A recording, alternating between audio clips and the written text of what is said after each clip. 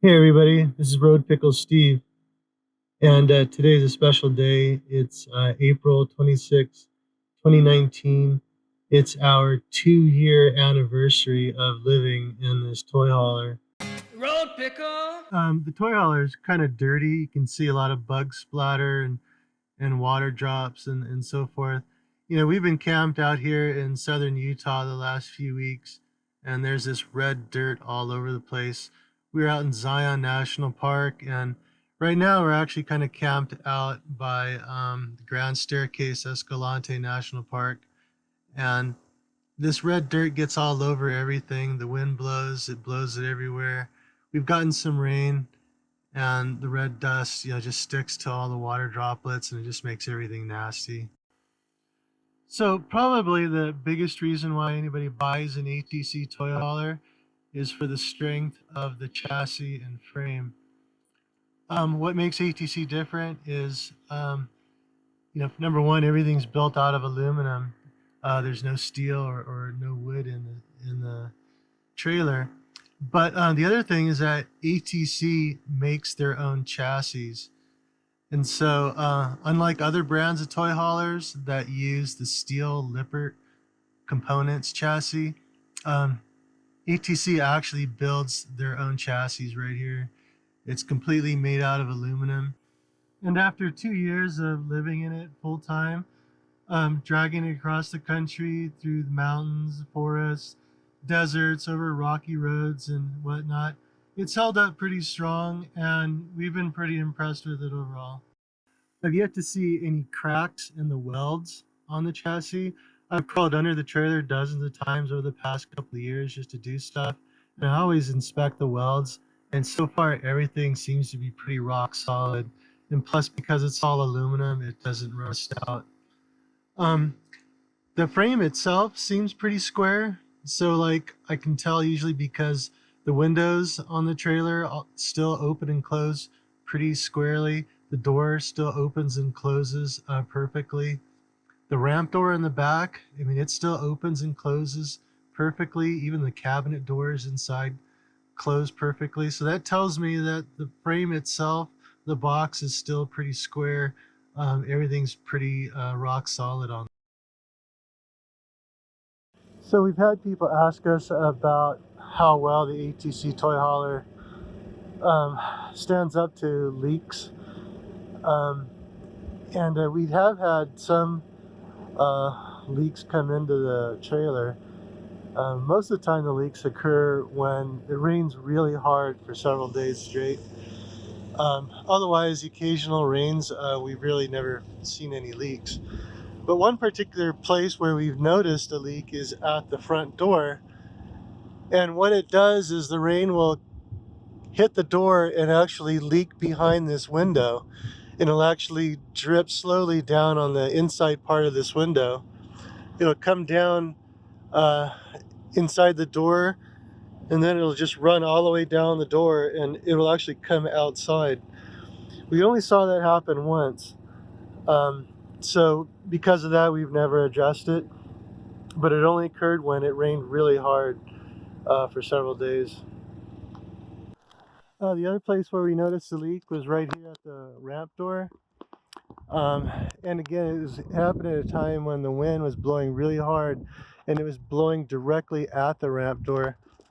And the leak occurred like right up at these three lights. The water got right inside the door, and it dripped down the inside all the way down to the bottom, and it eventually pooled and leaked out the outside. We only saw that happen once. The other place where we've noticed the leak is right here at this bedroom window on the driver's side.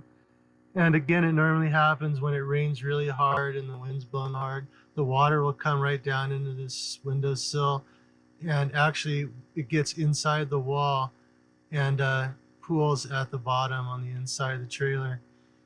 The good news is that the water doesn't really get into anything because there's no wood, there's no steel, so there's no molding or rotting going on.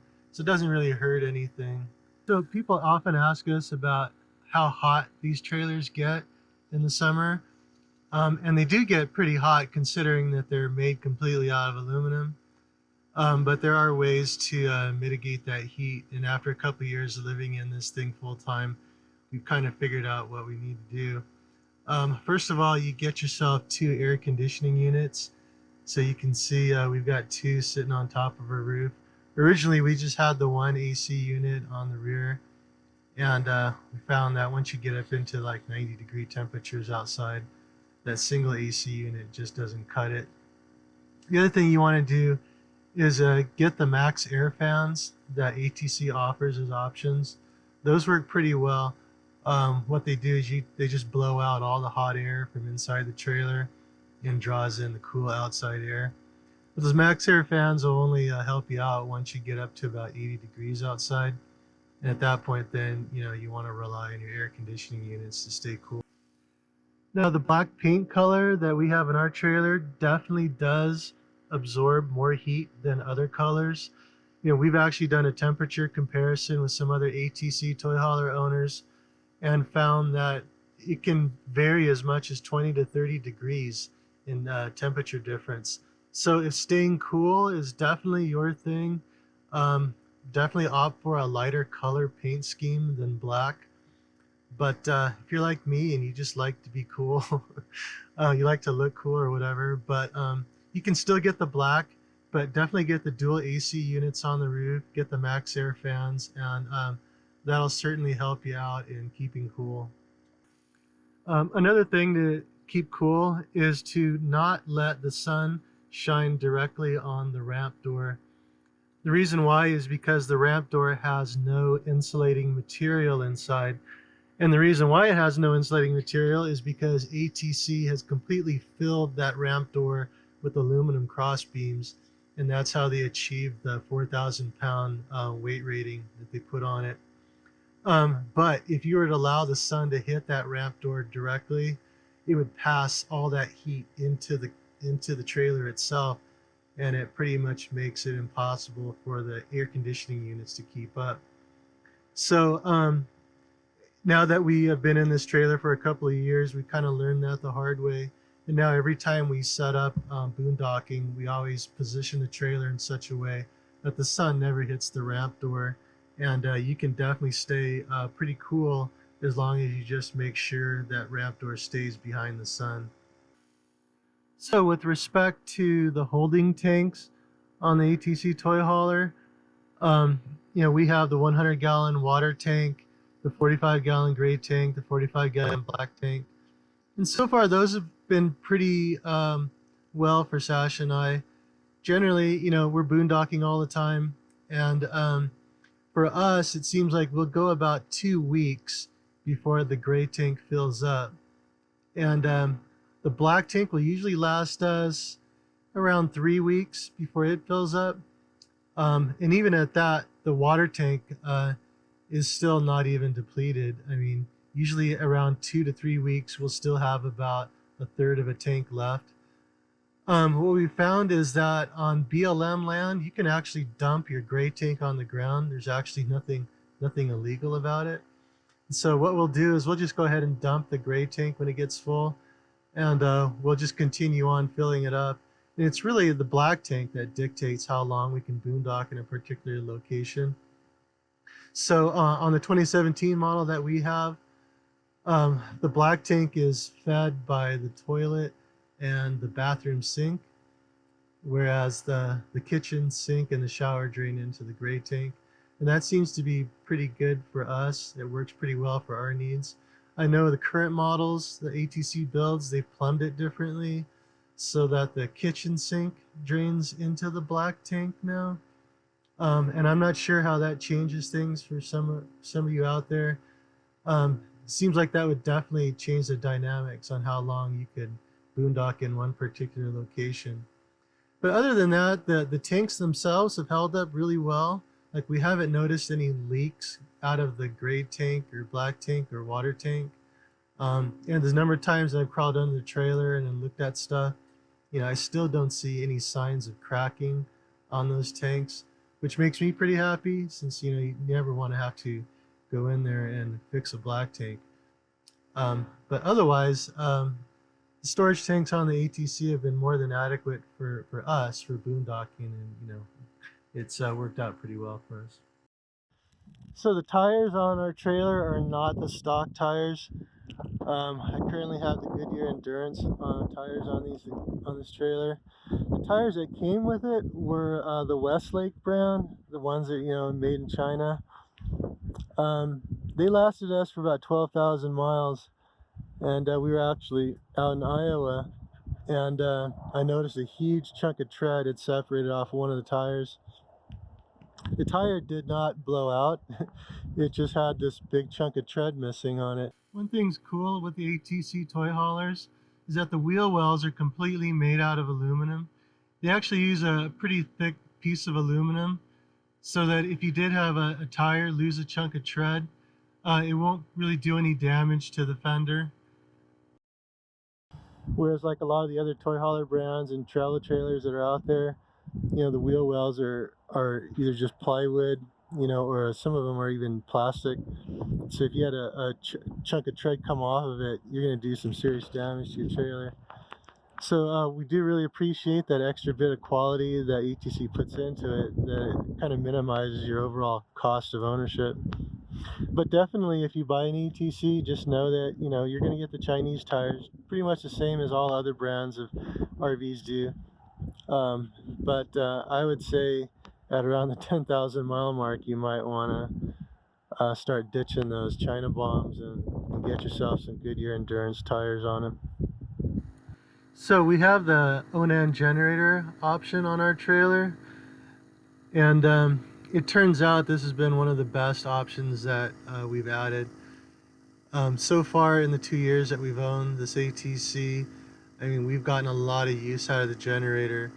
We actually have about 1,800 hours on the generator right now, and we use it almost every day, not quite every day, but it does get a lot of use with the air conditioning units, the microwave oven, the Instant Pot. Originally, when we got the trailer, we went back and forth on getting the Onan generator or just using a portable generator like a Yamaha, Honda, or Champion. And we're kind of glad that we went with the Onan generator because it's just so well integrated in the trailer. It makes it really easy to use. It's just a push button on the wall to start the generator. That makes it really easy for Sash, to use the generator. Whereas if we had a, Honda or Yamaha, then more than likely, I'm the one that has to go outside in the cold or in the rain or at the dark to, start up a generator so we can get some power. But the generator's actually held up really well. I said we have 1,800 hours on it. And I've heard a lot of people say that the Onan generator generally has a lifespan of about 2,000 hours to 2,500 hours, somewhere in there. But what I've discovered is that the reason why a lot of people are not getting the long lifespan out of an Onan is because they don't use it consistently. It'll just sit in storage, for a couple of months or 2 or 3. And just sitting there allows all the sediment inside the gasoline to build up in the fuel lines, carburetor. And that's really what jacks up your generator. But since we're full timing in this trailer and we use the generator a lot, we don't really have that problem. I mean, it still runs beautifully at 1,800 hours. I do all the oil changes on it, air filter changes. I've changed out the spark plugs already. I actually did change out the fuel filter once just because Onan said I'm supposed to change it at around 600 hours. But as long as you use your generator regularly, you shouldn't have any problems with it. The exterior cabinet doors, after 2 years of full-time use, they're still rock solid. I mention this because some other ATC Toy Hauler owners have noticed their cabinet doors have kind of gradually come out of alignment. But our doors have stayed in alignment and they're pretty even on each side of the door. They still open and close perfectly. Nothing's shifted. So they're still rock solid. When we checked out other brands of toy haulers before we bought the ATC, we noticed that their exterior cabinet doors are just flimsy. But the doors that ATC puts on their trailer are just rock solid. They're really heavy duty and we just couldn't be pleased anymore with the build quality that ATC puts into these trailers. So, with respect to the roof, after 2 years of living full time in the trailer, we've not noticed any problems with the roof at all. You know, every once in a while, I'll get up on the roof to do something else, and I'll always take a look around. I'll look at the roof for any cracks or anything worn out, corrosion, and I'll look at the caulking. When I get up there, I always make sure to walk on the cross beams. But thus far, of all the times I've been up there, I really haven't seen any problems with the roof. So, considering it's just a single sheet of aluminum, pretty thick piece of aluminum, it's held up pretty well. I mean, we've been through a lot of rain, we've been through a lot of hail, so I'm pretty pleased with the roof. So the cargo carrying capacity of the ATC has really worked out well for Sash and I. You know, part of the reason why we got the toy hauler is because we knew it could carry more cargo than your typical travel trailer. And I did a lot of research on this before we got the ATC, and it turns out the ATC has the largest cargo carrying capacity that we could find out of all the toy hauler brands. The 28-foot front bedroom model that we have here actually has a total cargo carrying capacity of 5,995 pounds. It's almost 6,000 pounds. Whereas most other bumper pull toy haulers of about 28 feet generally has a cargo carrying capacity of about 2,500 pounds. So, I mean, you're just getting a lot more cargo carrying capacity. And the reason why you get more is because the trailer itself is made out of aluminum instead of steel and wood. And so it definitely cuts down on that weight. But also because it looks like ATC, from what I can tell, uses a heavier duty axle than competing brands of toy haulers. So you just end up being able to carry more. And since we're full timing, we end up needing more of our stuff. So, you know, we have a lot more cooking utensils, you know, pots and pans, Instant Pot and what all. You know, we have more clothes. You know, we have a larger mattress in the front bedroom than your typical RV queen. We got just a lot more of our things, and so that's why we end up needing more cargo carrying capacity. And it turns out that ATC really gives you a lot more, and so it really works out well if you're going to full time or do some boondocking. And after 2 years of use, I just wouldn't consider any other brand toy hauler. So since we've had the toy hauler, we've actually upgraded our pickup truck. Now, when we first bought the toy hauler, or when we first picked it up at the factory, we actually had a half-ton pickup truck. It was a 1999 GMC Sierra 1500, and it was actually able to tow this trailer just fine as long as there was nothing in the trailer. So we towed this trailer back from Napanee, Indiana, down to San Diego with that half-ton pickup truck, and it did okay. But as soon as we put the two motorcycles in it, that truck struggled to tow the trailer, particularly up hills. But ATC claims that their bumper pull toy haulers are all half-ton towable, and that is technically true with the 28-foot trailer. Just know that once you put stuff in the trailer, a half-ton pickup truck's going to struggle. So if you're considering getting an ATC toy hauler, like in the bumper pull category, I think you definitely want to get at least a 3/4 ton gas pickup truck to get you going. So another thing I wanted to report on the ATC toy hauler is the converter charger. And the converter charger is this piece of equipment that takes a little bit of your AC power, like the power that comes off your generator or shore power, converts it into DC and sends it out to the battery to keep your battery charged up. So about a year and 9 months into our trailer, the converter charger caught fire and burned up some of the wiring in it. And when we pulled it out to look at it, what we found is that it was just completely full of dust and lint and dog hair. And I think the reason why it got so full of that stuff is because ATC mounts the converter charger right at the floor. It's actually located underneath the refrigerator, but it literally sits right on the floor.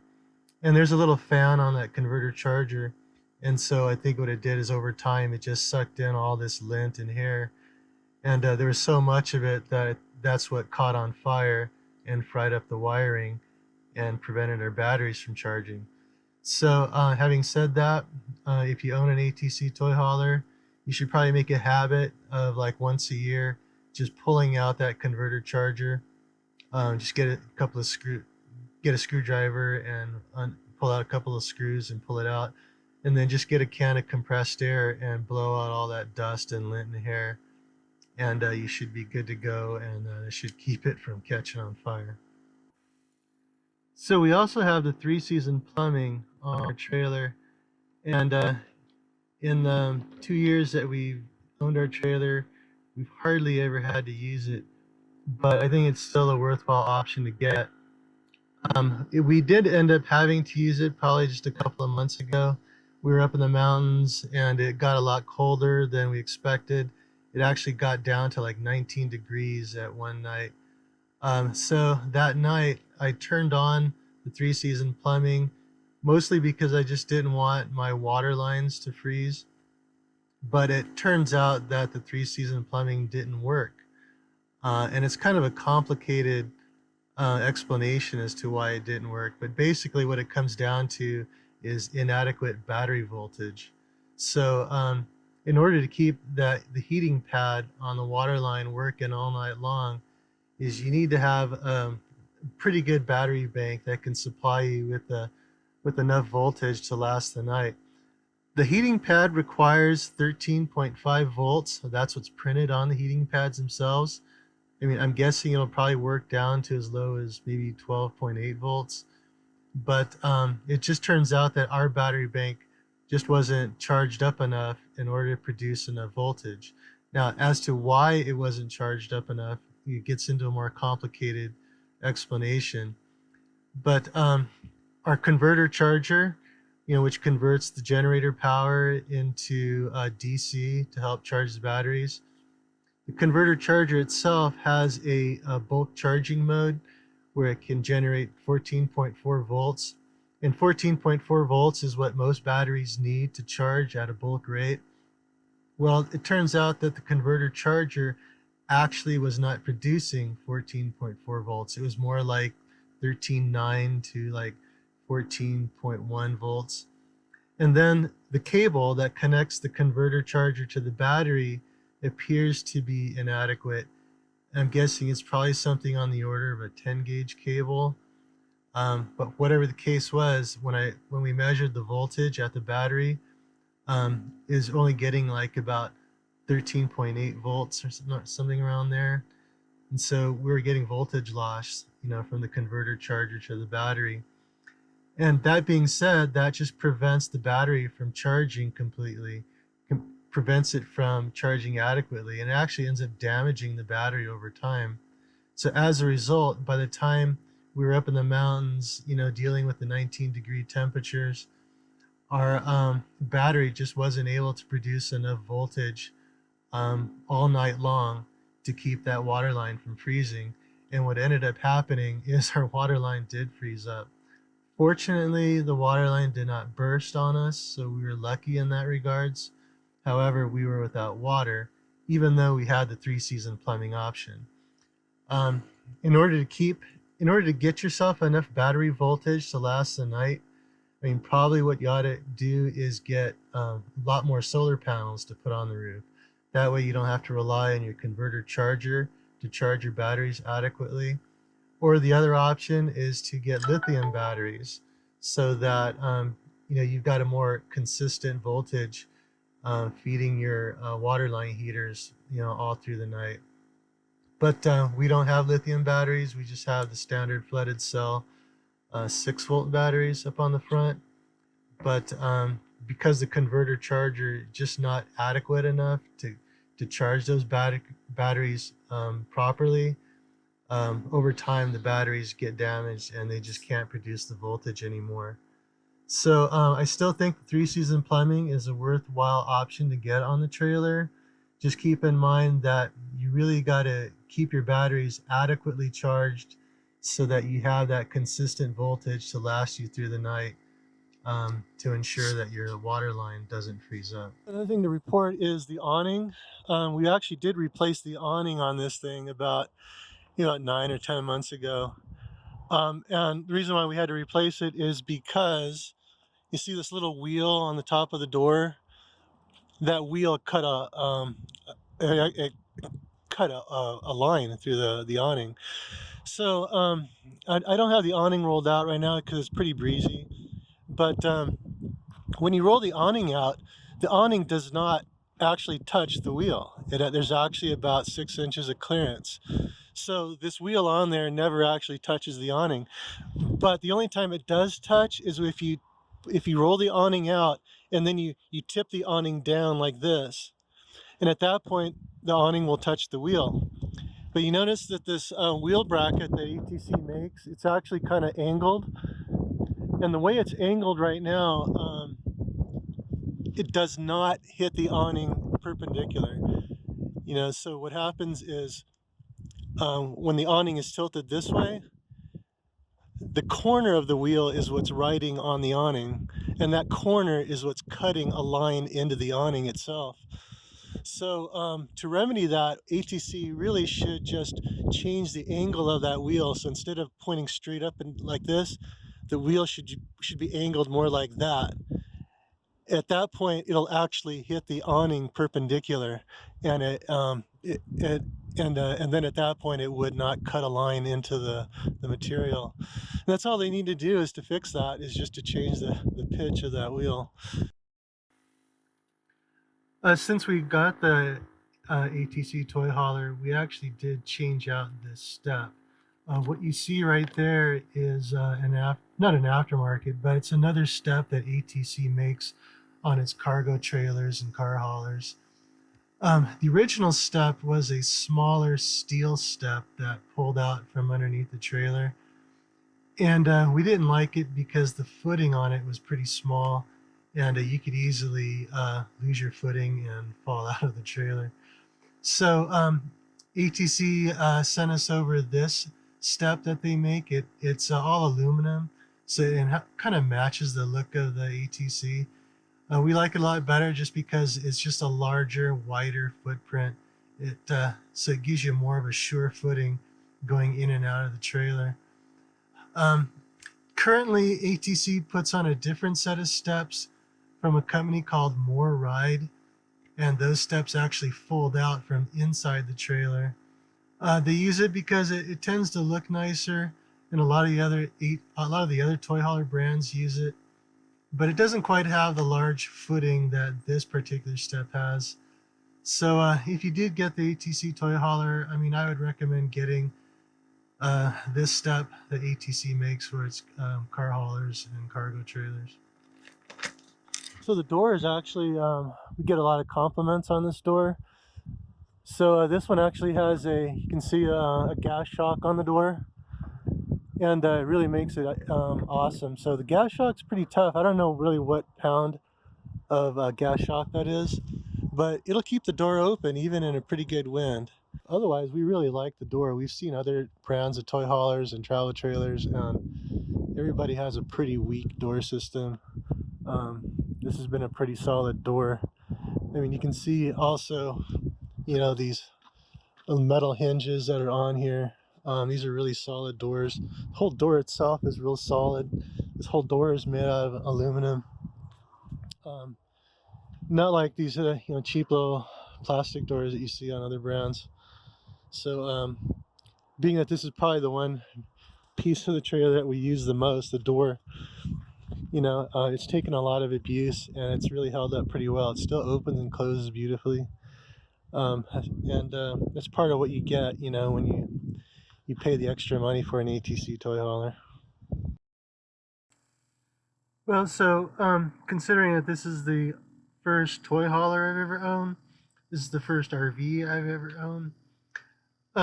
It's hard for me to compare to other trailers, other toy haulers, but I follow a lot of other people online with toy haulers and with travel trailers, and I often see how they are dealing with repairs and people getting rocks, busting holes in the floor, um, chunks of tire ripping off fenders, leaks, causing mold and mildew. We've been pretty fortunate that we haven't had any of that.